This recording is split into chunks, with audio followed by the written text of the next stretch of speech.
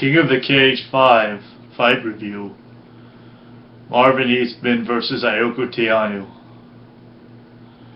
Your commentators are Don the Dragon Wilson and Eddie Bravo. Cage announcer is Bruce Beck. Eastman was a Muay Thai fighter. This is his second pro match in mixed martial arts, but he had a great match in KOTC 4 versus Rampage Quentin Jackson. Ioka Tianuu, he's coming in. It says he's a street fighter.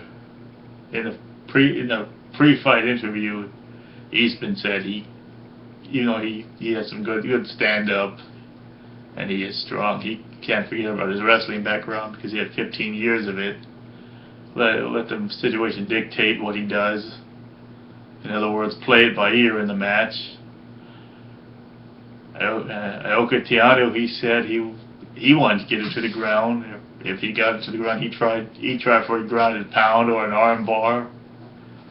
It's funny because I don't know how many times you'll see a street fighter, like they said Tianuu was, Big Joe. I don't know how many arm locks or arm bars he's going for.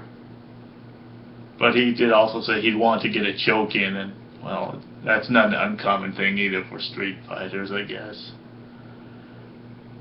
Big Joe, 300 pounds, right away he went for a straight right hand punch. Not a hook, but he went for a straight. Eastman, he just ducked low and used his wrestling background right away. He got a high double leg takedown and turned it into a slam.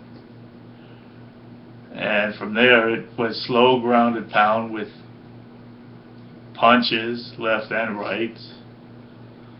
And it went punches into Big Joe's face, punches into his ribs, short lefts and short rights, elbows.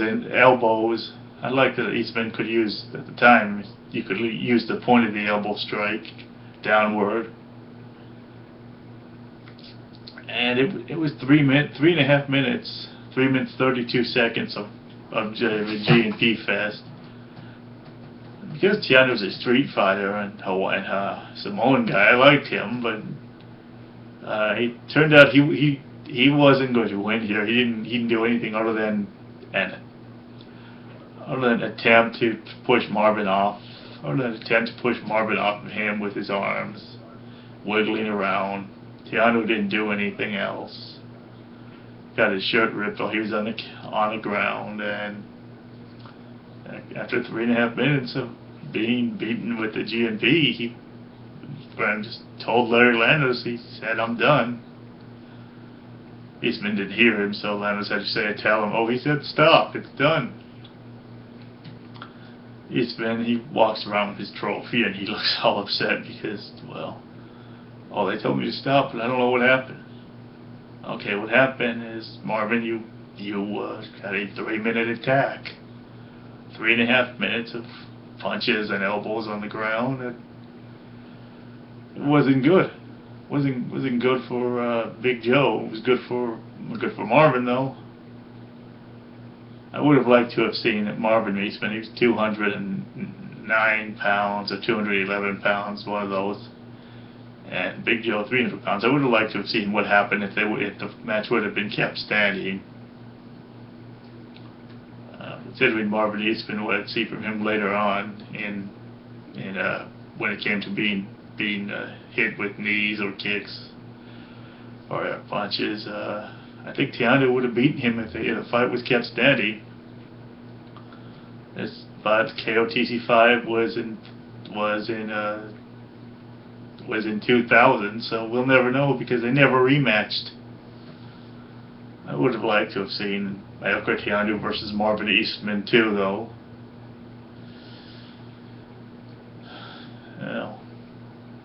So, dominating win for Marvin Eastman. He somewhat lied to Eddie Bravo. He said, he kind of mixed it up between saying, "I'll keep it standing, but I'll go to the ground if I have to." Yeah. Yeah, Marvin Eastman, he ends up winning. I mean, hey, I think I'd probably verbally tap out too after 3 minutes of somebody as strong as Marvin Eastman just beating on me with punches and elbows.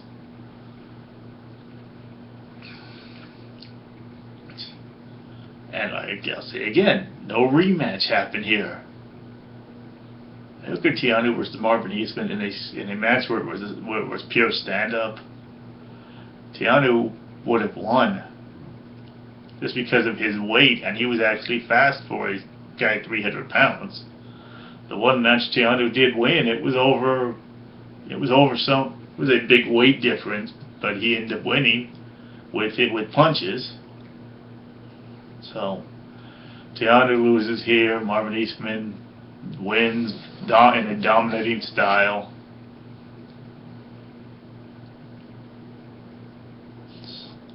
Okay, and that's a fight in KOTC 5. That was one of the undercard matches.